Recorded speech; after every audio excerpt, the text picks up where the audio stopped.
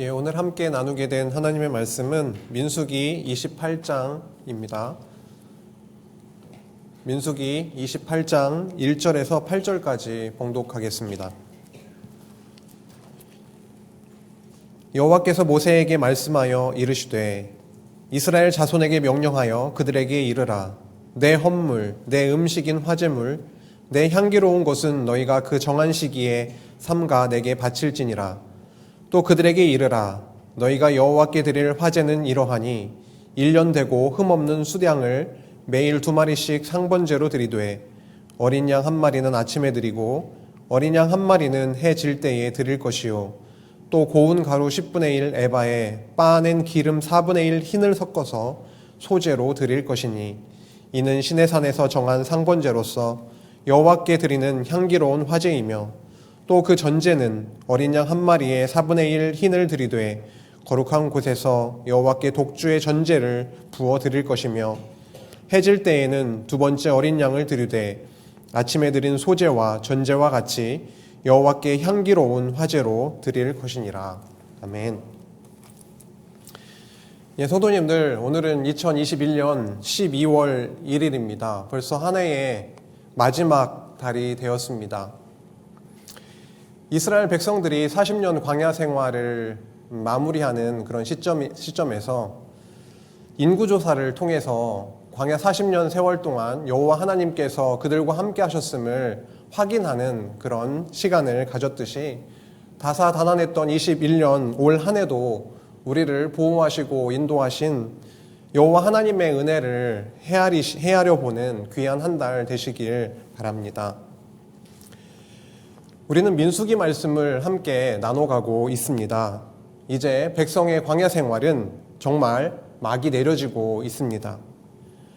광야에서 애굽 세대는 다 죽게 되었고요. 그리고 새로운 세대로 번창케 하신 여호와께서는 그 세대를 향해서 교훈의 말씀을 이어가고 계십니다.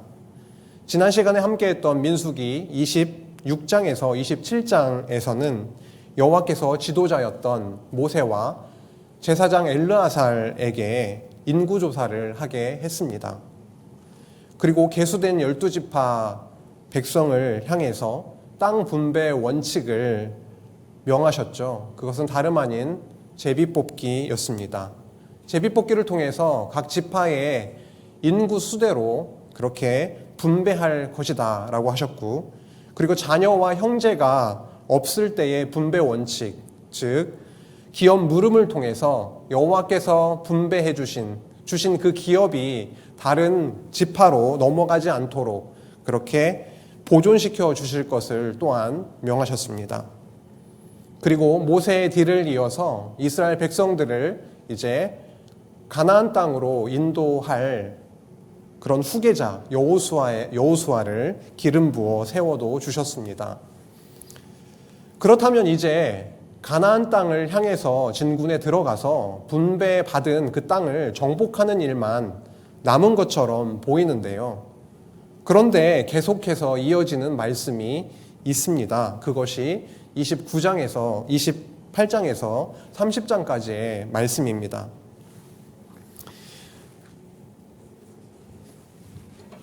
칠판에서 보실 수 있듯이 오늘 28장에서 30장까지를 함께 나누게 되었는데요. 28장, 29장까지는요. 여호와께서 정한 그런 절기가 있습니다. 때가 있습니다. 그 때마다 여호와께 드리는 제사가 있습니다. 그래서 그 제사 규례에 대해서 교훈하는 내용이 28, 29장까지 흘러가고 있고요. 거기에서 끝나는 것이 아니라 30장으로 넘어가서는 서원과 서약에 대해서 교훈하는 내용이 나오고 있습니다. 이 서약은요, 맹세하고도 똑같습니다. 단어를 찾아보니까 맹세의 단어와 서약이라는 것이 같은 단어더라고요. 그래서 여호와께 서원하고 여호와께 맹세하는 것을 어떻게 해야 되는지에 대한 교훈의 내용이 이어지고 있다는 것이죠. 잠시 역으로 한번 살펴볼까요? 지금 저희는 교체된 세대에게 교훈하는 내용을 살펴보고 있는데요. 오늘 사실은 여호와 하나님께서 세우신 하나님의 나라의 언약, 결국은 자손, 땅, 통치에 대한 그 언약 중에 큰 하나의 대지가 마무리되는 날입니다. 결국은 하나님 나라를 이루어 주시려고 하나님 나라의 백성을, 자손을 번창시키시는 그런 역사 섭리를 쭉 섭리해 오신 거죠. 그게 창세기 37장부터 민수기 30장까지입니다. 창세기 1장부터 36장까지는 여호와 하나님께서 아담에게, 그리고 아브라함에게, 그리고 아브라함, 이삭과 야곱까지 세우신 그 언약을 계승시키시는 내용이 바로 언약을 세우시는 내용이 창세기 1장에서 36장까지였고, 그 언약, 하나님 나라 언약을 이루어 주시는 첫 번째 언약, 그 자손을 번창시켜 주시는 것이 민수기 30장이었다라는 거죠. 그래서 그 백성을, 언약 자손을 번창시키시는 내용이 바로 이 앞부분 제1절에서 나왔고요. 그 다음에 출애굽한 이후에 시내산 언약을 세우시는 내용이 제2절에서 나왔습니다. 세우신 시내산 언약을 기초로 광야 생활을 해나가게 하시는데요. 그 모세 언약대로, 시내산 언약대로 죽이시고 살리시고 하는, 정죄하시고 다시금 회복시키시는, 사죄하시는 그 언약대로 광야 생활에서 결국 광야에서 새로 태어나게 하시기 위해서 애굽에서 나온 세대는 다 정죄받아 죽게 하시고, 그리고 다시금 광야에서 새로 태어나게 하심으로 이렇게 세대 교체를 시켜 주셨습니다. 새로운 세대로 하여금 이제 가나안 땅으로 이끌어 들이셔야 될 텐데, 그 전에 오늘 그 교체된 세대에게 교훈하고 있는 내용이 진행되고 있는 거죠. 지난 시간에는 지도자에게 교훈하는 내용이었고요. 오늘은 백성에게 교훈하는 내용입니다. 이 내용이 오늘 함께 나누게 될 텐데요. 저 내용이 왜 저 위치에 있는지에 대한 그런 질문이 또 생기기도 합니다.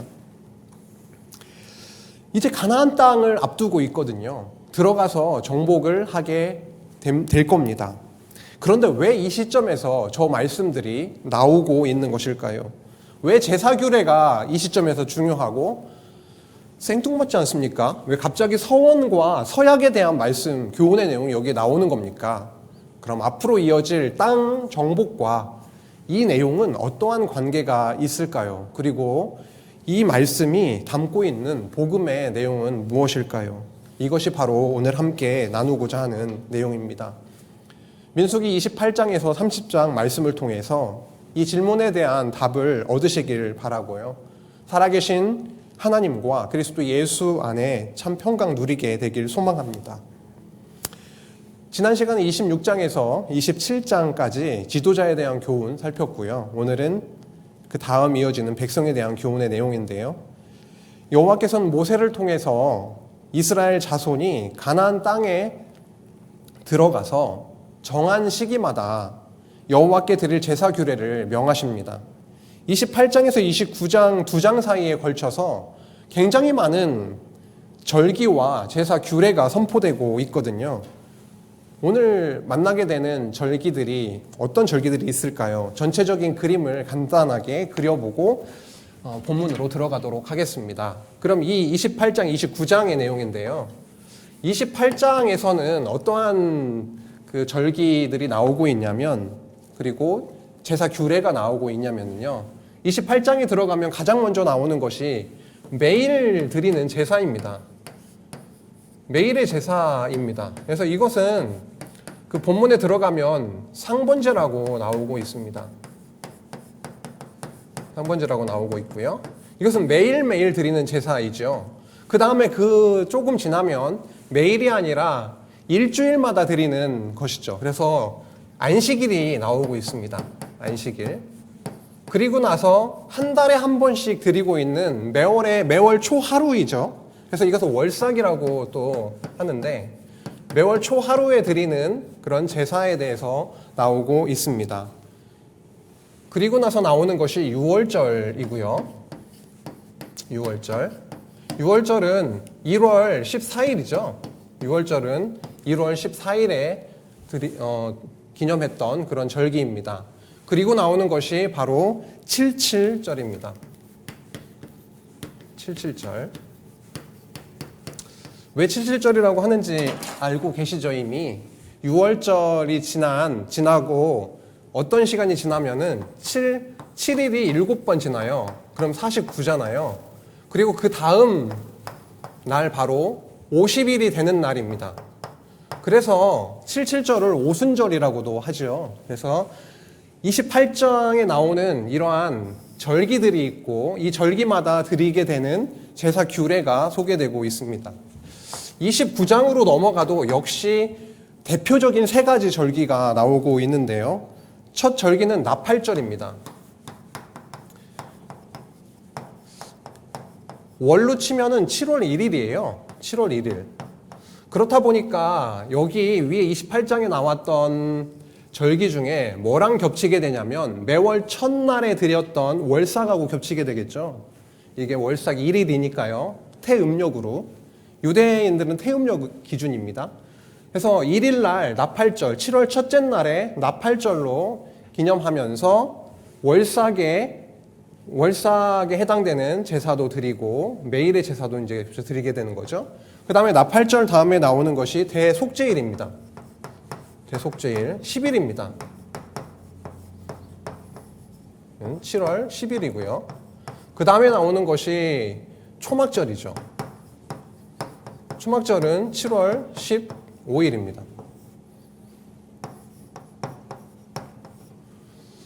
이렇게 28장, 29장에서 정말 다양한 절기들, 정하신 때가 나오고 그 때마다 드려야 되는 번제에 대해서 제사 규례에 대해서 소개되고 있고요. 그 다음에 여기 나오듯이 30장으로 넘어가면 이제 서원과 서약에 대해서 나오고 있습니다. 서약은 맹세라고도 이해할 수가 있고요. 이렇게 전체적인 오늘 흐름을 좀 간단하게 그리고 본문으로 들어가도록 하겠습니다. 28장으로 한번 보실까요? 28장 1절에서 8절. 그러니까 저희 말씀을 시작하면서 봉독했던 말씀인데요.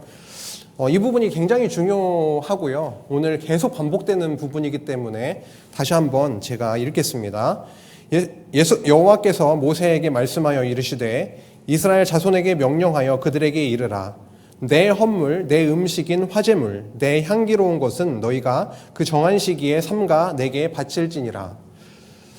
여기서 내 헌물이라고 하시네요. 그러니까 여호와 하나님께 드리는 뭔가가 있을 텐데 그 제물, 헌물이 있을 텐데 내 것을 여호와께 드리는 게 아니라 여호와 하나님의 것을 여호와 하나님께 드리는 것이네요. 내 헌물, 내 음식인 화제물, 내 향기로운 것은 너희가 그 정한 시기에 삼가 내게 바칠지니라. 그렇게 명하고 계십니다. 3절 또 그들에게 이르라. 너희가 여호와께 드릴 화제는 이러하니 1년 되고 흠없는 수량을 매일 2마리씩 상번제로 드리되 라고 합니다.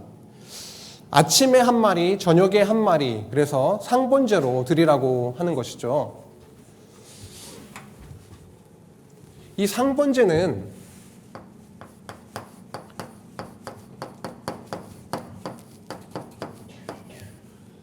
이게 상자가 항상 상자잖아요. 그렇죠? 상.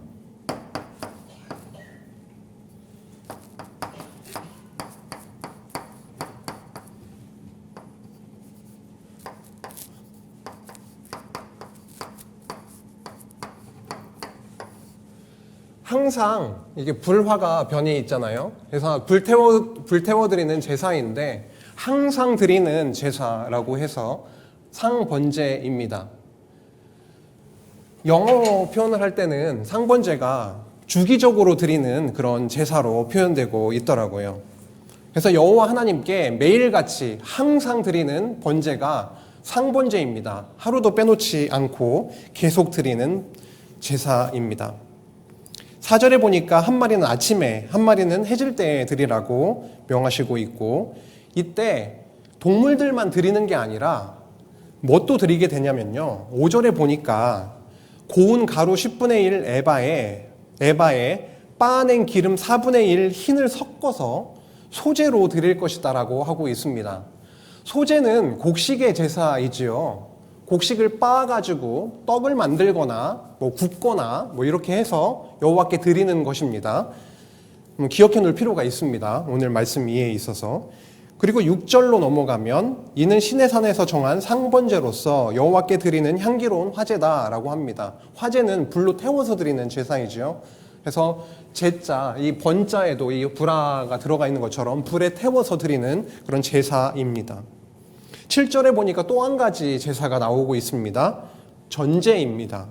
전제는 어린 양 한 마리에 4분의 1 흰을 드리되 거룩한 곳에서 여호와께 독주의 전제를 부어 드릴 것이며, 전제 같은 경우에도 독주니까 알코올이 섞여 있는 술과 같은 포도주와 같은 것을 의미할 텐데, 이거 역시도 소출을 얻어서 만들 수 있는 것입니다. 아까 소제 역시도 땅에서 농사의 결과로 얻은 것을 드릴 수 있는 것이고, 여기에서 전제 역시도 무엇을 말하고 있냐면 이제 너희들이 수확해서 술을 담궈서 드릴 수 있는 것을 전제로 해서 또 전제를 이야기를 하고 있습니다. 8절에 보면 해질 때에는 두 번째 어린 양을 드리되 아침에 드린 소제와 전제와 같이 여호와께 향기로운 화제로 드릴 것이니라 라고 말씀하고 있습니다. 여호와께서는 이렇게 매일 아침 저녁으로 상번제를 드리게 했습니다. 히브리어로 보면은 올라타미드라고 합니다. 태워서 여호와 하나님께 올려드린다라는 의미입니다. 연기가, 향기로운 그 연기가 하늘로 올라가지 않습니까? 그래서 히브리어 발음상으로 보면 또 올라, 우연의 일치지만 올라 타미드, 항상 드리는 번제, 이렇게 표현을 하고 있습니다. 항상 드렸다라고 하는 것입니다. 매일같이요. 출애굽기 19장 6절 잘 아시는 말씀이실 텐데요. 여호와께서 이스라엘 자손을 제사장 나라의 거룩한 백성으로 삼아주시겠다라고 언약하신 바가 있지요. 그 언약대로요, 매일 드려지는 상번제를 통해서 그 언약이 이루어지게 하십니다. 지난 광야 40년 동안에도 성막 제사를 통해서 죄악된 이스라엘 자손은 거룩한 백성으로 삼아주신 여호와 하나님께서 앞으로도 변함없이 그 은혜를 베풀어 주시겠다라고 하시는 것이죠. 광야에서처럼, 그리고 가나안 땅에 들어가서도 제약된 이스라엘 자손은요, 성전 제사 없이는 하루도 살 수가 없는 자들입니다. 그래서 매일 드려지는 저 상번제, 그 제사는 그들에게 있어서 생명을 주는 호흡과도 같았습니다.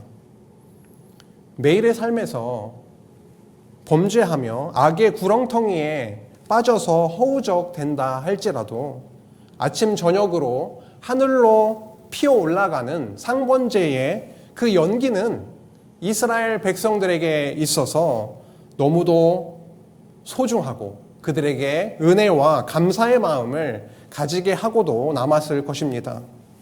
모락모락 하늘로 피어 올라가는 상번제의 연기를 보면서 말이죠. 다음으로 안식일과 관련되어 있는 말씀이 나오고 있습니다. 9절에서 10절이죠. 매일 드려지는 상번제와 함께 매주 안식일에 드릴 제사를 여기서 명하고 계십니다. 여기서 중요한 점이 있습니다. 그것은 안식일에 명하신 제사만 드리는 것이 아니라 상번제도 함께 드려야 했다라고 하는 것입니다. 상번제는 매일 항상 드리는 제사였습니다. 생략되어서는 안 되는 제사였죠. 끊임없이 속죄 제사가 없이 이스라엘 자손은 살아갈 수가 없었기 때문입니다. 끊임없는 속죄 제사가 없이는 그들은 살아갈 수가 없었기 때문입니다. 그 다음 매월 초하루에 드리는 월삭이 나오고 있는데요. 11절에서 15절입니다. 매월 초하루, 그리고 새로운 한 달을 시작하면서도 여호와 하나님을 그렇게 기억하게 하셨다라고 하는 거죠. 월삭을 드려야 하는 그들의 제사, 11절에서 15절을 보면 자세하게 나와 있는데요. 그러한 월삭의 제사와 함께 여기서도 특징적으로 나오고 있는 것이 뭐냐면 상번제를 함께 드려야 했다라고 하는 것입니다. 11절에서 15절의 말씀 중에서 가장 마지막 절 15절을 한번 보실까요? 또 상번제와 그 전제 외에 수렴소 한 마리를 속죄제로 여호와께 드릴 것이니라. 상번제와 이렇게 말씀하고 있습니다. 상번제는 월삭의 제사를 드리니까 상번제는 그냥 생략하자 이게 아니고요. 월삭의 제사와 함께 더해서 상번제는 항상 드려야 했던 것이죠. 16절에서 25절로 넘어가면요. 유월절과 관련되어 있는 제사 규례를 명하시고 있습니다. 16절을 보시면은요. 첫째 달 14째 날은 여호와를 위하여 지킬 유월절이며 또 그 달 15째 날부터 명절이니 이래 동안 무교병을 먹을 것이며 그 첫날에는 성회로 모일 것이요 아무 일도 하지 말 것이며 숫송아지 2마리와 수량 1마리와 1년 된 수량 7마리를 다 흠 없는 것으로 여호와께 화제를 드려 번제가 되게 할 것이며 그 소재로는 고운 가루에 기름을 섞어서 쓰되 숫송아지 1마리는 10분의 3이요 수량 1마리에는 10분의 1을 드리고 어린 양 7에는 어린 양 1마리마다 10분의 1을 드릴 것이며 또 너희를 속죄하기 위하여 숫염소 1마리로 속죄제를 드리되 아침의 번제 곧 상번제 외에 그것들을 드릴 것이니라. 23절에도 동일한 그 패턴이 나오고 있습니다. 6월절에는 6월절에 해당하는 복잡하죠. 그렇죠? 이런 복잡한 여호와 하나님께서 명하신 대로 그렇게 제사를 드려야 되는데 그것만으로도 복잡했을 텐데 거기에 더해서 23절에도 보면 알 수 있듯이 아침의 번제 곧 상번제 외에 그것들을 드릴 것이니라 라고 말씀하고 있습니다. 24절 너희는 이 순서대로 이래 동안 매일 여호와께 향기로운 화제의 음식을 드리되 상번제와 그 전제 외에 드릴 것이며 다시 한번 또 말씀하고 있습니다. 7일 동안 계속해서 드리게 되는데 그때도 매일같이 빼놓지 말고 상번제를 드리라 라고 하는 것이죠. 25절 7째 날에는 성회로 모일 것이요 아무 일도 하지 말 것이니라 라고 하십니다. 6월절은 이스라엘 백성들에게 있어서 엄청나게 중요한 날을 기념하는 절기였죠. 400년 애굽 종살이로부터 해방받아서 자유와 안식을 누리게 된 역사적 사건에 기초하고 있는 그런 절기이기 때문입니다. 오늘날 세계 교회가 부활절도 기념하고 추수감사절도 기념하고 곧 다가오는 성탄절과 같은 그런 절기를 기념하고 있는데요. 그것은 하나님께서 우리에게 베푸신 그 은혜와 사랑을 기억하고 감사하는 그런 시간들이 되는 것이죠. 구약시대에도 마찬가지였습니다. 6월절을 통해서 여호와 하나님이 그 과거에 당신의 능력으로 어린 양의 피로 우리를 구원해 주신 자유, 참 쉼을 주신 여호와 하나님을 잊지 않고 기억하게 하시기 위해서 그렇게 6월절을 지키게 하신 거였죠. 6월절 기간에도 말씀에서도 확인했지만 상번제는 계속해서 끊임없이 드려졌습니다. 이스라엘 자손들에게 있어서 여호와께서 베푸시는 사죄의 은혜는 어느 날은 필요하고 또 어느 날은 필요하지 않은 거였나요? 아닙니다. 오늘도 필요하고요. 내일도 필요하고 계속 날마다 필요했던 것이죠. 우리를 돌아봐도 알 수가 있듯이 육신을 입고 이 땅에서 살아가고 있는 저희들의 모습을 보면은요, 날마다 순간순간 우리의 내면에 있는 그러한 죄악과 그런 허물들이 쏟아져 나오고 있습니다. 그래서 은혜는 어제만 필요하고 오늘은 필요 없고 이게 아니라 오늘도 여호와 하나님께서 예수 그리스도를 통해서 베풀어 주시는 그 은혜가 필요하고 내일도 여전히 그 은혜가 필요하고 순간순간 절대적으로 필요한 것이죠. 여호와께서는요, 상번제를 통해서 모형적으로 바로 이것에 대해서 말씀하고 있는 것입니다. 26절에서 31절로 넘어가시면 77절이 나오고 있네요. 77절은 6월절로부터 49일, 7주가 지나고 50일이 되는 날이었습니다. 그래서 오순절이라고도 하죠. 근데 77절은요, 그 시기적으로 봤을 때 곡식을 처음 익었던 곡식을 그렇게 수확하는 그런 수확해서 드리는 그 열매를 드리는 시기였습니다. 그래서 곡식의 소재와 함께 숫송아지 그리고 수량으로 여호와께 향기로운 번제를 드릴 것을 명하신 거죠. 이스라엘 자손은 곧 언약의 땅인 가나안에 들어가서 살게 될 것이고 그 땅에서 나는 소산으로 여호와께 제사하면서 살게 될 것입니다. 이런 측면에서 보았을 때 여호와께서 명하시는 다양한 절기에 드려지는 제사는요, 앞으로 내가 언약한 그 땅에 반드시 너희를 들여보낼 것이다. 땅 언약 성취를 내다보게 합니다. 가나안 땅에서 얻게 될 그런 곡식, 가축, 기름으로 제사를 드리라라는 그런 명령은요, 여호와께서 언약하신 땅 가나안을 내가 반드시 너희에게 주시겠다라고 하는 선언이기도 합니다. 물론 77절 그 제사를 보면은 31절에 나오고 있지요. 상번제는 여전히 이어지고 있음을 볼 수가 있습니다. 29장에서도 절기와 제사 규례의 내용이 또 이어지고 있는데요. 29장으로 넘어갑니다. 1절에서 6절까지는 나팔절과 관련되어 있습니다. 7월 1일이죠.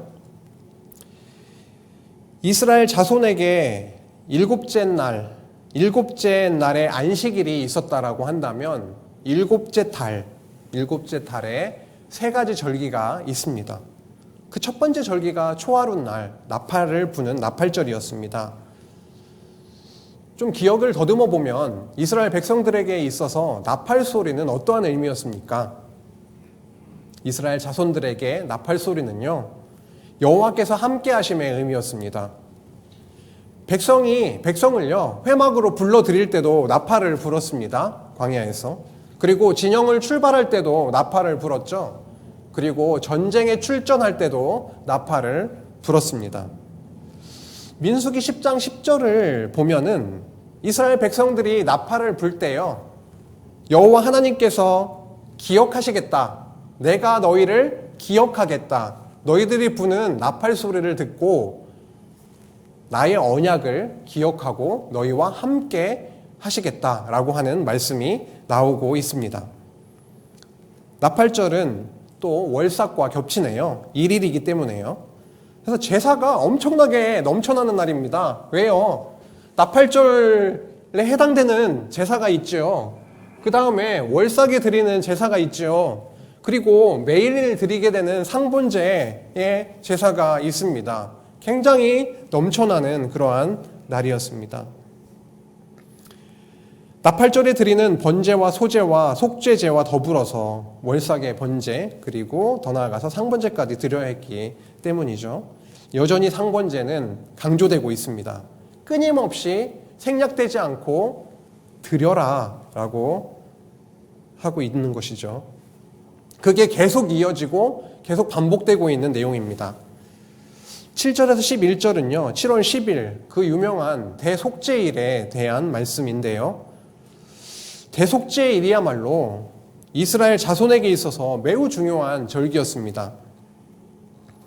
1년에 한 번씩 대제사장이 성소와 지성소를 가로막고 있는 그 휘장을 지나서 언약궤가 놓여있는 그 지성소에 동물의 피를, 그 제물의 피를 받아서 들어가게 되는 것이죠. 이날은요, 이스라엘 자손들의 죄악이 깨끗하게 용서받는 그 은혜의 날, 축제의 날이었습니다. 앞으로 가나안 땅에 들어가서 허물과 죄악 속에서 그들이 살아가게 되는데 그 대속죄일이야말로 뜻깊은 날이 아닐 수가 없는 것이죠. 대속죄일 날 죄가 용서되지 않으면 그들은 살아갈 수가 없습니다. 아무리 대제사장일지라도 그가 부정한 상태로 들어간다거나 여호와 하나님께서 명하신 그 규례대로 따르지 않고 나름대로 무언가를 한다면 그날 죽임을 당할 수밖에 없습니다. 대속죄일이야말로 이스라엘 백성들의 일련의 모든 그 죄가 속죄되고 정리되고 깨끗해지는, 그리고 앞으로 그들에게 죽음이 아니라 생명이 주어지겠구나라고 그렇게 소망케 되는 그러한 축제의 날이었던 것이죠. 그런데 이런 속죄의 날까지도 보니까요, 11절에 나오고 있죠. 속죄제와 상번제와 그 소제와 그 전제 외에 수렴소 한 마리를 속죄제로 드릴 것이니라. 속죄제와 상번제, 그 상번제는 계속해서 드리라라고 그렇게 명하시고 있음을 볼 수가 있습니다. 앞서 살펴본 일곱째 달에 나팔절이 있었고요. 그 다음에 대속죄일이 있었죠. 그런데 마지막으로 절기가 하나가 더 있습니다. 초막절이었죠. 장막절이라고도 합니다. 7월 15일 날이었는데요. 12절에서 16절 사이에서는 구체적으로 이게 초막절이다, 장막절이다 라고 적고 있진 않지만 레위기서나 그런 이미 나와 있는 신해선 언약을 확인해 보면은 이날은 분명히 초막절, 장막절임을 알 수가 있습니다. 16절에 상번제와 그 소제와 그 전제 외에 수점소 한 마리를 속죄제로 드릴 것이니라 라고 명하고 있음을 볼 수가 있습니다. 초막절은 출애굽해서 초막에서 그들이 거했잖아요. 그렇죠? 그 장막에 거했던 그들의 그런 역사적 사실을 기억하게 만들어줍니다. 그리고 이 시기는요, 어떤 시기냐면 곡식을 추수하는 그런 시기거든요. 그래서 수장절이라고도 합니다. 곡식들을 다 수확을 해서 이제 저장을 하게 되는 그런 수장절이라고도 불리기도 합니다. 그래서 본문을 보면은 매우 성대하게 이 장막절, 초막절이 지켜지고 있음을 알 수가 있습니다. 광야 생활이 끝나고 언약하신 가나안 땅에 들어가서 농사를 짓게 되고, 그리고 수확을 하게 돼서 드리게 되는, 여호와 하나님께 드리게 되는 그 기쁨의 제사였기 때문이죠. 그 모든 결실이 여호와께로부터 온 것이기 때문에 그것을 잊지 않게 하시는, 여호와 하나님을 기억하고 경외하게 하시는 그런 절기였음을 알 수가 있습니다. 초막절은 8일 동안 제사를 드리게 되어 있네요.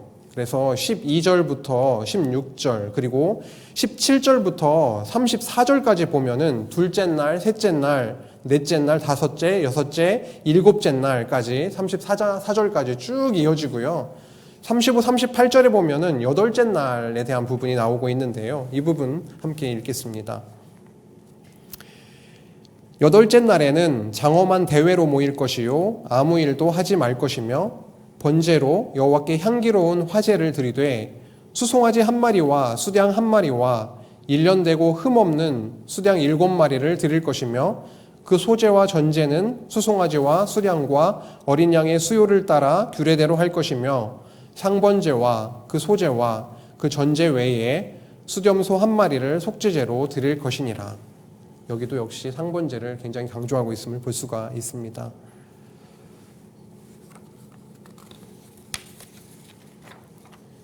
이제 39절, 40절까지 이제 왔는데요. 이제 여기에 보면은 절기를 당하면은 여호와께 각종 제사를 드리라라고 명하시는 내용이 나오고 있습니다. 28, 29장을 좀 숨가쁘게 좀 달려왔는데요. 이렇게 여호와께서는 정하신 때 어떤 절기가 되면은 그 절기에 각종 제사를 드리게 하셨습니다. 특히 특징적으로 나타나고 있는 것이 상번제는 어떠한 절기에라도 그것을 생략하지 않고 매일같이 드리게 하셨다라는 것이죠. 그런데 무엇 때문에 여호와께서는 가나안 땅 이제 진입을 앞두고 있는 이스라엘 백성들에게 이러한 다양한 절기와 그리고 절기에 드리는 이 복잡하고 많은 제사들에 대해서 명하고 계시는 것일까요?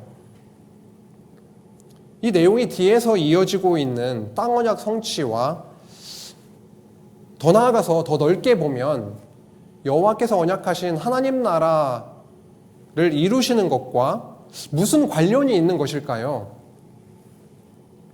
곰곰이 생각해 보면은요, 지금 제사 규례들, 그런 절기들과 너무 관련이 깊습니다. 어떤 것과요? 땅 언약 성취를 해주겠다라고 하는 것과, 그리고 나의 나라를 분명히 세워주겠다라고 하는 것과 너무 깊은 관련이 있습니다. 첫째는요, 제사를 통해서 속죄를 해주시잖아요. 그래서 죄 많은 이스라엘 자손들이 다양한 절기에 따른 그런 제사를 통해서 속죄를 받고 제사장 나라의 거룩한 백성으로 그렇게 삼으시겠다라는 약속이기 때문에 그렇습니다. 특히 매일 아침 저녁으로 드리게 하신 그 상번제는 하루하루가 하나님의 그 은혜 속에 있음을 알게 해주는 것이죠. 제사 없이는 가나안 땅에 들어간다 할지라도 하루하루도 살 수 없기 때문입니다. 둘째는요, 절기들이 나왔잖아요. 안식일이라든지 아니면 유월절, 그리고 초막절과 같은 그러한 각종 절기들을 통해서 애굽에 그렇게 무거운 짐 밑에서 너희를 이끌어낸 그 여호와 하나님을 기억하고 경외하게 하시기 위함이기 때문입니다. 절기들은 생활 속에서 여호와 하나님을 기억하게 해주시는 그러한 장치들이었던 것이죠. 세 번째가 또 굉장히 중요한데요. 언약하신 하나님의 나라를 이루어 주시겠다라고 하는 그런 과정에서 가나안 땅을 반드시 주시겠다라고 하는 선포였기 때문입니다. 이스라엘 자손은 가나안 땅에서 주시는 소출을 가지고 여호와 하나님께 제사를 드리게 되는데요. 가나안 땅에서 드릴 여러 가지 그러한 절기와 그런 제사를 명했다라고 하는 것은 가나안 땅으로 너희들을 분명히 들여보내겠다라고 하는 전제를 깔고 있습니다.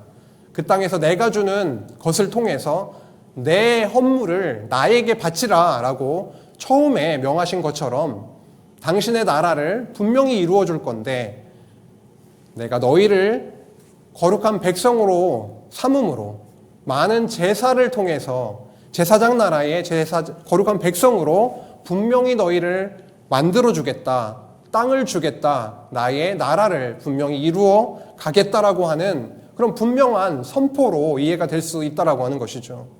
단순하게 절기에 복잡한 그런 제사를 드리는 부담을 주는 그러한 교훈이 아니라 내가 너희와 함께하고 나의 언약을 분명히 이루겠다라고 하는 그런 선포의 말씀입니다. 이렇게 볼 때 각종 그러한 절기 그리고 이스라엘 백성들에게 선포된 그런 제사들은요, 이스라엘 자손들에게 없어서는 안 되는 그런 생명줄과도 같았다라고 하는 것입니다. 그런데 여호와께서 정하신 그런 절기 그리고 그 절기에 드려졌던 많은 제사들, 그 제사들은 예수 그리스도께서 이 땅에 오셔서 온전하게 성취해 주셨습니다. 참 제물로 오셨고요. 참 제사장으로 오셨고요. 참 성전으로 오신 예수 그리스도께서 택하신 백성을 위해서 단번에 영원한 제사를, 영원한 속죄 제사를 드려주심으로 이사야 1장 8절에서 말씀하시는 것처럼 너희들의 죄가 주홍 같을지라도 눈과 같이 희게 해주시겠다라고 하신 그 이사야의 예언의 선포대로 그들을 속죄해 주신 것이죠. 구약시대에는 절기마다 그리고 매일매일 끊임없이 제사를 드려야만 했습니다. 그런데 참 제사장 그리스도께서 이 땅에 오셔서는 단번에 영원한 제사로 구약의 모든 제사를 온전하게 성취해 주신 것입니다. 이로 인해서 그 결과로 우리는 어떻게 됐습니까? 우리 성도는 그리스도의 십자가 구속의 은혜를 날마다 이렇게 누리면서 살아가게 된 것이죠. 이제 30장을 살펴볼 차례네요. 서원과 서약, 그 맹세에 대한 말씀인데요. 겉으로 보면은 정말 이해가 잘 안 됩니다. 왜 이 맥락에 갑자기 서원과 서약의 말씀이 나오고 있는 것인지, 이 말씀을 어떻게 이해할 수가 있을까요? 30장 1절에서 2절을 한번 보시겠습니다. 사람이 여호와께 한 서약은, 서원과 서약은 이행해라 라고 하는 그런 것을 명하시는 내용인데요. 모세가 이스라엘 자손 지파의 수령들에게 말하여 이르되 여호와의 명령이 이러하니라. 사람이 여호와께 서원하였거나 결심하고 서약하였으면은 깨뜨리지 말고 그가 입으로 말한 대로 다 이행할 것이니라. 30장 내용에서 명하실 핵심 내용이요, 2절에 다 나와 있습니다. 요약하면 뭐죠? 여호와 앞에서 만약에 하게 되는 서원이나 서약, 그 맹세가 있다라고 한다면 반드시 지키라 라고 하는 것이 핵심 내용입니다. 그런데 3절부터 16절까지는요, 서원과 서약이 언제는 유효하고 언제는 무효가 되는지에 대해서 여러 경우로 나눠가지고 설명을 해주고 있습니다. 몇 가지로 한번 좀 살펴보도록 하죠. 3절에서 5절까지는요, 어린 여자가 등장을 하고 있습니다. 이 어린 여자는 아직 결혼하기 전에 어린 여자이고요. 아버지와 함께, 아버지의 보호 속에 살아가고 있는 어린 여자가 만약에 서원이나 서약을 했을 경우에는 어떻게 되냐면, 아버지가요, 그 서원과 서약하는 소리를 듣고서 그냥 가만히 있으면은요, 아무 말 없으면 no, 아니야 이렇게 표현하지 않고 그냥 가만히 있으면은 유효합니다. 지켜야만 하는 서약이 되는 거죠. 그런데 아버지가 허락하지 않으면은 그 서원과 서약은 무효가 됩니다. 6절에서 8절의 내용으로 넘어갈게요. 여기는요, 여자가 결혼을 하게 될 경우, 남편을 맞이하게 될 경우에 그때 한 서원과 서약이 있다라고 한다면 그 남편이 그것을 듣고서 아무 말이 없으면은 그 서원과 서약은 유효합니다. 지켜야만 하는 것이에요. 그런데 그 남편이 듣고 허락하지 않으면은 무효가 됩니다. 9절에서 12절로 넘어가면은요, 9절에서는 과부와 이혼당한 여자가 나오고 있습니다. 남편도 없고 아버지도 없는 거죠. 만약에 과부나 이혼당한 여자가 서원이나 서약을 하게 된다면 그 서원과 서약은 무조건 지켜야 됩니다. 그 다음 10절부터 나오는 것은 부녀입니다. 결혼한 남편이 있는 부녀를 얘기하는 거죠. 이 경우에는 뭐예요? 앞에 9절과는 굉장히 대비가 되죠. 9절에는 남편이 없는 자들이라고 한다면 10절부터는 부녀이기 때문에 남편이 있는 여자인데요. 그랬을 경우에는 남편이 집에서 그 서원과 서약의 소리를 듣고 여전히 금하지 아니하면 유효합니다. 그런데 그 남편이 그것을 듣고 아니야, 노 해버리면은 무효가 된다라고 하는 것입니다. 13절에서 16절까지는요, 아내가 여호와께 하게 된 그 서원과 서약을 이행하라고 명하시는데 다시 한번 묶어서 지금까지 나왔던 내용을 다시 한번 묶어주는 그런 내용으로 볼 수가 있는데요. 13절을 한번 볼까요? 모든 서원과 마음을 자제하기로 하는 모든 서약은 그의 남편이 그것을 지키게 할 수 있고 무효하게도 할 수 있으니 라고 합니다. 그의 남편이 여러 날이 지나도록 말이 없으면은 아내의 서원과 스스로 결심한 일을 지키게 하는 것이니 이는 그가 그것을 들을 때에 그의 아내에게 아무 말도 아니하였으므로 지키게 됨이니라. 15절. 그러나 그의 남편이 들은 지 얼마 후에 그것을 무효하게 하면 그가 아내의 죄를 담당할 것이니라. 서원과 서약의 소리를 듣고서 바로 반응을 해야지 며칠이 다 지나고 나서 그때야 되물리려고 하면 안 된다라고 하는 겁니다. 오히려 그 남편에게 죄가 된다라고 하는 것이죠. 16절. 이는 여호와께서 모세에게 명령하신 규례이니 남편이 아내에게 아버지가 자기 집에 있는 어린 딸에 대한 것이니라. 이 말씀이 무슨 말씀일까요? 분명히 알겠어요. 무슨 뜻인지. 아, 이럴 경우에는 서약이 유효하고 이런 경우에는 무효가 되는구나. 일단은 세워진 서약과 맹세, 서원과 그 서약은 일단 세워지면은 유효하게 되면은 지켜야 되는 것이구나 라고 하는 그러한 것이죠. 그것이 공통점입니다. 지금 여러 상황들이 있었지만요. 아버지 밑에 있는 어린 딸이든지, 그렇죠? 남편이 있는 아내이든지 간에 서원이나 서약은 전적으로 누구에게 달려 있습니까? 그것이 유효하게 되거나 무효하게 되거나 아버지 혹은 남편에게 달려 있음을 알 수가 있었습니다. 아버지나 남편이 NO! 이렇게 하면은요, 성립되지가 않았습니다. 그리고 일단 아버지나 남편의 동의가 되어서 서원이나 서약이 성립이 되면은 깨뜨리지 말고 지켜야 했습니다. 그렇지 않으면 죄가 되었던 거죠. 이렇게 내용은 이해했는데요. 이 말씀이 어떤 의미를 담고 있는 것일까요? 창세기 37장에서 오늘 아까 살펴봤듯이 창세기 37장에서 이렇게 민수기 30장까지 달려왔습니다. 하나님께서 세우신 하나님 나라의 백성을 어떻게 번창시켜 오셨는지를 저희가 역사 섭리의 과정을 살펴왔습니다.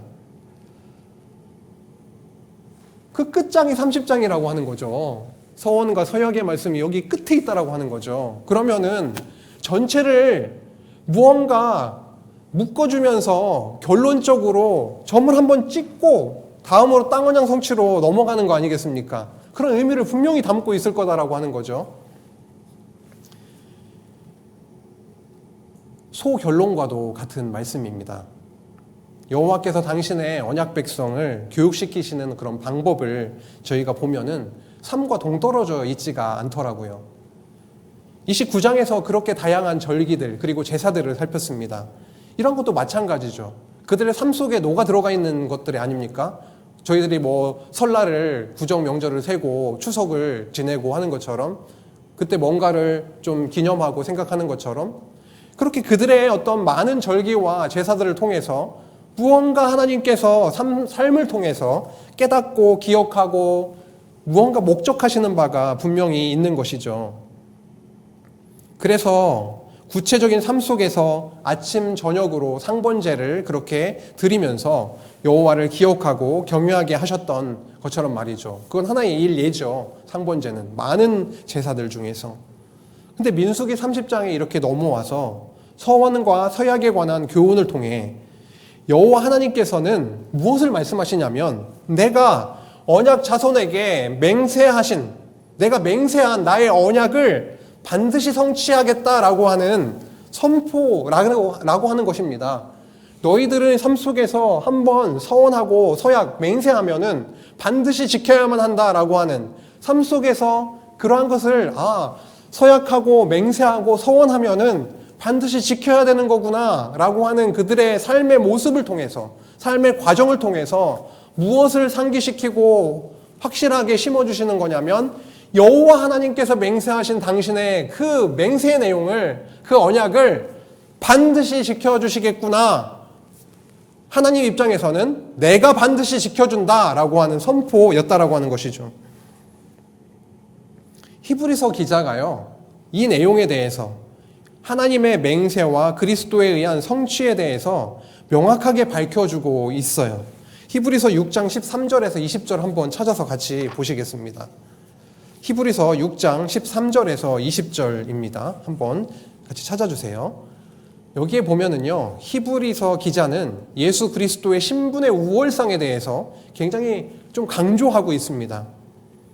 제사장보다, 구약의 제사장 아론보다 훨씬 더 우월하심을 강조해주고 있으세요. 여호와께서 맹세로 보증을 한 그 약속을 따라서 오신 그리스도 예수께서 휘장 안으로 들어가셨다라고 하는 그것을 말씀해주고 있는 그런 내용입니다. 히브리서 6장 13절에서 20절인데요. 제가 한번 쭉 읽어가겠습니다.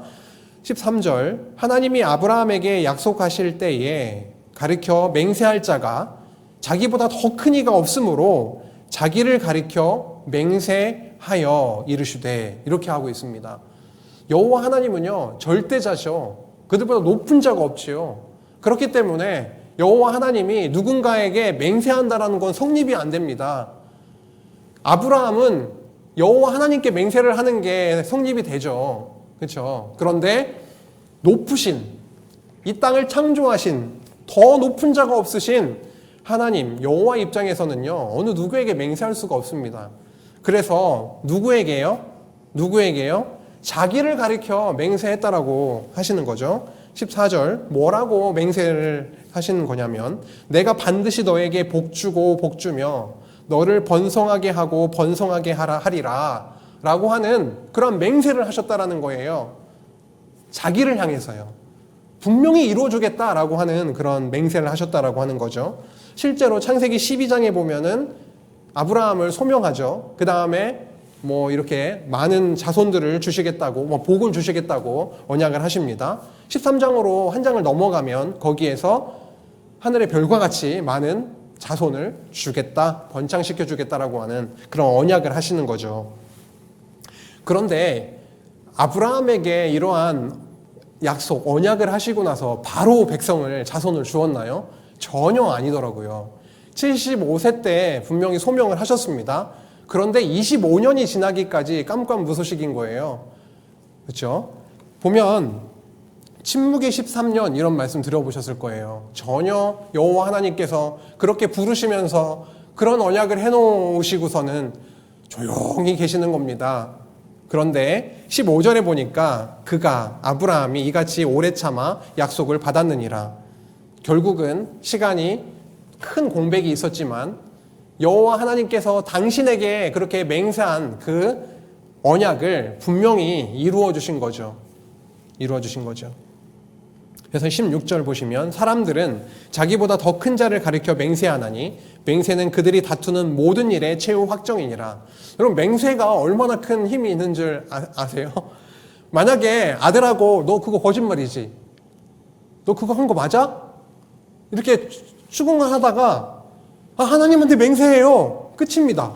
더 이상 할 얘기가 없어요. 그 정도로 맹세는 굉장히 큰 힘을 가지고 있습니다. 여기에도 보시면은 맹세는 그들이 다투는 모든 일의 최후 확정이다. 결국 여호와 하나님께서, 절대자 여호와 하나님께서 당신을 향해서 하신 그 맹세는요, 분명히 이루어진다라고 하는 것이죠. 17절, 하나님은 약속을 기업으로 받는 자들에게 그 뜻이 변하지 아니함을 충분히 나타내시려고, 뜻이 변하지 않음을 나타내시려고 어떻게 하셨냐면 그 일을 맹세로 보증하셨다라고 합니다. 이는 하나님이 거짓말을 하실 수 없는 이 두 가지 변하지 못할 사실, 이 말씀 맥락으로 보면 이 두 가지 변하지 못할 사실은 약속과 맹세를 말하는 거죠. 그 두 가지 변하지 못할 사실로 말미암아 앞에 있는 소망을 얻으려고 피난처를 찾은 우리에게 큰 안위를 받게 하려 하심이라. 약속을 해주셨는데 그게 이루어질지 말지 불안하고 확실하지 않으면 얼마나 마음이 불안하겠어요. 그런데 분명히 이루어 주시겠다. 소망을 얻게 하시겠다. 피난처 대주시겠다라고 하는 건데요. 19절에 보니까 우리가 이 소망을 가지고 있는 것은 영혼의 닷 같아서, 배에 닻을 내리잖아요. 닻을 내리면은 파도가 치고 해도 떠내려가거나 그러지 않고 든든하게 그 자리를 지키고 있을 수 있는 것처럼, 이 소망을 가지고 있는 것은 영혼의 닷 같아서 튼튼하고 견고해서 휘장 안으로 들어가나니 라고 표현을 하고 있습니다. 어떻게 휘장 안으로 들어갈 수가 있는가? 20절에 보니까요, 그리로 앞서가신 자가 있다라고 하는 것입니다. 우리가 먼저 휘장 안으로 들어갈 수 있는 게 아니고 여호와 하나님께서 분명히 맹세하셨는데 그 맹세를 이루시는 과정에서 예수 그리스도를 보내셔가지고 그 휘장을 뚫고 지나가게 하셨다라고 하는 것이죠. 예수께서 멜기세덱의 반차를 따라 영원히 대제사장이 되어 우리를 위하여 들어가셨느니라 라고 말씀하고 있습니다. 히브리서 6장 13절에서 20절 말씀을 잠시 살펴보았는데요. 여호와께서 언약하신 하나님의 나라가 이렇게 세워질 가나안 땅에 들어가기에 앞서서 서원과 서약에 대한 교훈의 말씀이 얼마나 의미 깊은지 우리로 이렇게 알게 하십니다. 분명히 나의 맹세, 나의 언약을 분명히 이루어주겠다. 자손 번창을 시켰고 다음으로 땅까지 너희들에게 분명히 주겠다라고 선포하시는 것이죠. 하나님의 나라의 백성 되는 것도 그랬고요. 언약의 땅을 차지하게 되는 것도 모두 다 여호와 하나님의 손에 달려 있다라고 하는 것입니다. 그저 우리는요, 여호와 하나님의 백성으로 선택되었을 뿐이고 휘장을 뚫고 지성소로 그렇게 가는 길을 활짝 열어놓으신 예수 그리스도의 의로 말미암아 오늘 하루도 이렇게 살아가고 있습니다. 신랑 되신 예수 그리스도께서 아버지로, 우리의 아버지로, 그리고 우리의 신랑 되신 남편으로 그렇게 하셨던 그 서원과 서약, 그 맹세를 피 뿌려 죽기까지 섬기심으로 그렇게 이루어 주신 것이죠. 이것만이에요. 28, 29장에 살펴봤듯이 각종 절기를 따라서 그렇게 드리라고 명령하셨던 그 각종 규례에 그 규례 역시도 예수 그리스도께서 저주받고 나무에 달려 피 뿌려 죽임 당하심으로 우리를 영원한 속죄라는 놀라운 은혜를 그렇게 누리게 해주셨습니다. 그리고 죽으시고 부활하신 다음에 보내주신 그 성령께서 그리스도의 복음, 그리고 하나님의 복음을 날마다 우리로 새롭게 깨닫게 하시고 누리게 해나가고 계십니다.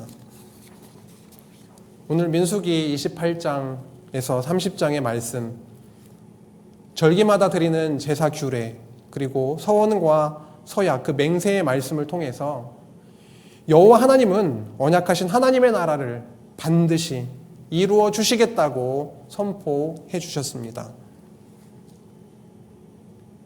이 말씀을 통해서요, 우리의 내면에, 그리고 우리 가정교회 안에, 그리고 우리 교회 안에, 더 나아가서 예수 그리스도의 몸된 그 신령한 교회 안에 천국, 그 하나님의 나라를 이루어 주실 그 살아계신 여호와 하나님을 마음에 안고 감격과 감사 속에 살아가게 되는 한 주 되시길 소망합니다. 기도하시겠습니다.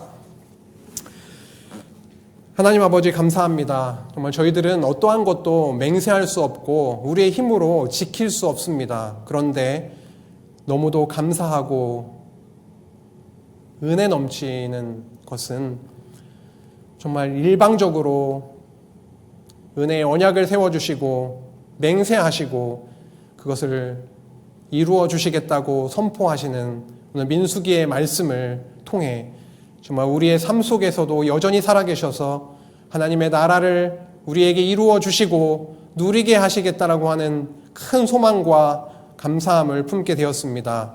남은 한 주 동안도 주 안에 복 누리고 기쁨 누리며 승리할 수 있도록 성령 하나님께서 인도하여 주시기를 간절히 바라오며 예수님의 이름으로 기도했습니다. 아멘.